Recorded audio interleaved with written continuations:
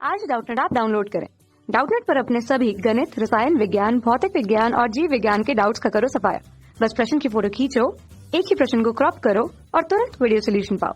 अभी डाउनलोड करें। Hello friend, इस प्रश्न में विभवमापी द्वारा दो सेलों की विद्युत वाहक बलों की तुलना करने का प्रयोग का वर्णन जो है निम्नलिखित शीर्षकों के अंतर्गत करना है। विद्युत परिपथ का नामांकित रेखा चित्र बनाना है, सूत्र की स्थापना करनी है तथा प्रेक्षण सारणी तथा दो प्रमुख सावधानियां भी लिखनी है। ठीक है, तो इसके लिए हम जो है इस प्रकार से विभवमापी का परिपथ लेते हैं, जहाँ पे ए बी क्या दर्शाता है या जो है विभवमापी के तार को दर्शाता है। तो यहाँ पे लिख सकते हैं ए बी विभवमापी का तार होता है।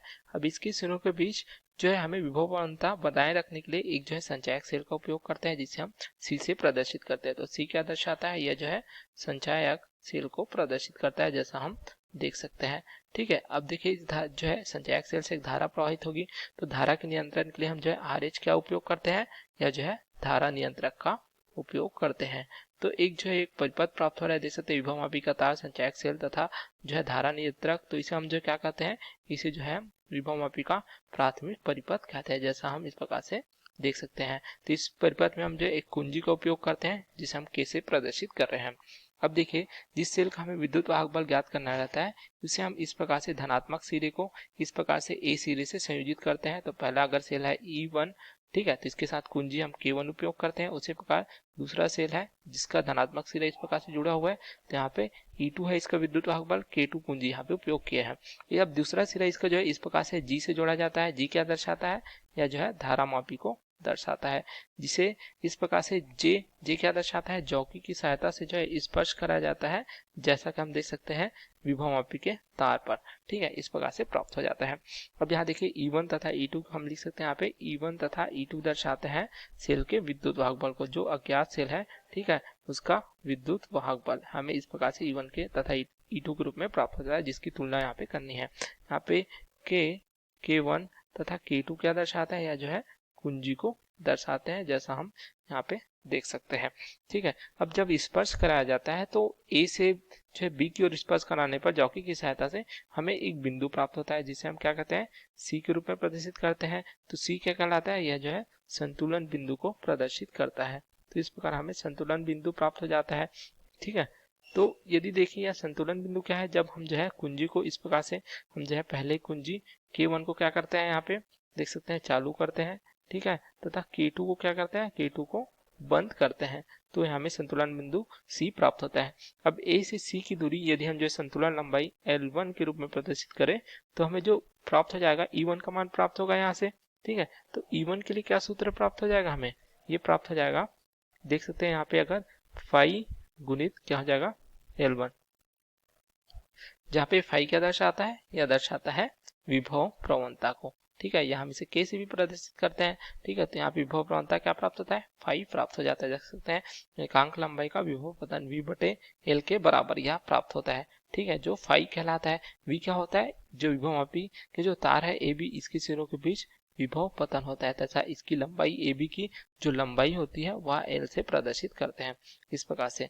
तो हमें प्राप्त होता है, तो हम समीकरण 1 के रूप में लिख सकते हैं। अब देखिए यहाँ पे जो कुंजी है, इसे इस प्रकार देखिए, अगर K2 को हम जो है चालू करते हैं, ठीक है, उसी प्रकार क्या करते हैं, K1 को बंद करते हैं। ठीक है, तो अब यहाँ पे K1 बंद होगा तो हमें कौन सा मान प्राप्त होगा, K2 चालू होने के कारण विद्युत वाहक बल E2 का मान हमें प्राप्त होगा। यहाँ से हम लिख सकते हैं E2 बराबर विभव प्रवणता फाई है। अब जो है संतुलन लंबाई देखें, अब देखिए जो पहले C पर प्राप्त हो रहा है, अब कोई बिंदु जिस प्रकार D प्राप्त होगा, ठीक है, तो जो है इस प्रकार से जो है A से D की दूरी L2 से प्रदर्शित करते हैं, तो अब संतुलन लंबाई क्या हो जाएगी, L2 हो जाएगी। तो ये हो जाएगा फाई गुणित क्या हो जाएगा, L2 के बराबर। तो इस प्रकार से हमें प्राप्त हो जाता है। ठीक है, अब दोनों सेलों को विद्युत वाहक बल के लिए मान प्राप्त हो जाते हैं। तो यहाँ पे तुलना करेंगे, तो हम जो है समीकरण इसको अगर 2 देते हैं, तो समीकरण 1 भागित 2 से क्या प्राप्त हो जाएगा, हमें E1 बटे E2 बराबर हो जाएगा, देख सकते हैं ये हो जाएगा फाई L1 बटे फाई L2।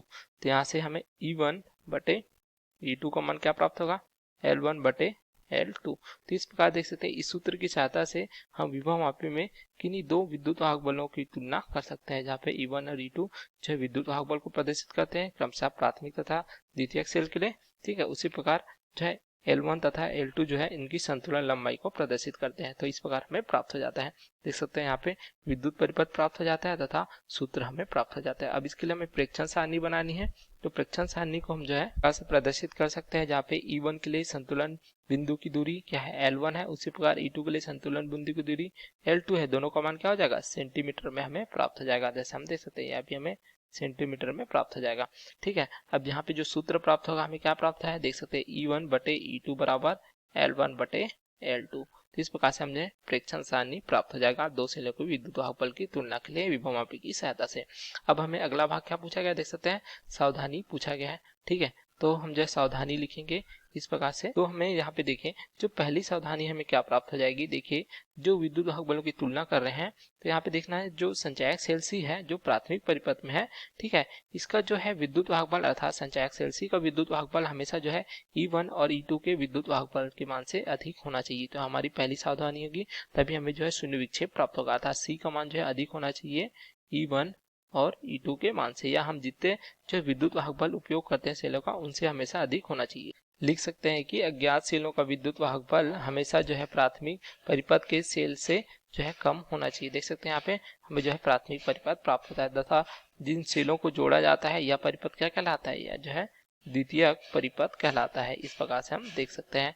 ठीक है, तो यहाँ में पहला प्राप्त हो जाते हैं सावधानी। दूसरा सावधानी देखें, यहाँ पे देख सकते हैं जो सिरा ए है इस प्रकार से इससे जो है सभी सेलों के धनात्मक सिरे जुड़े गए हैं।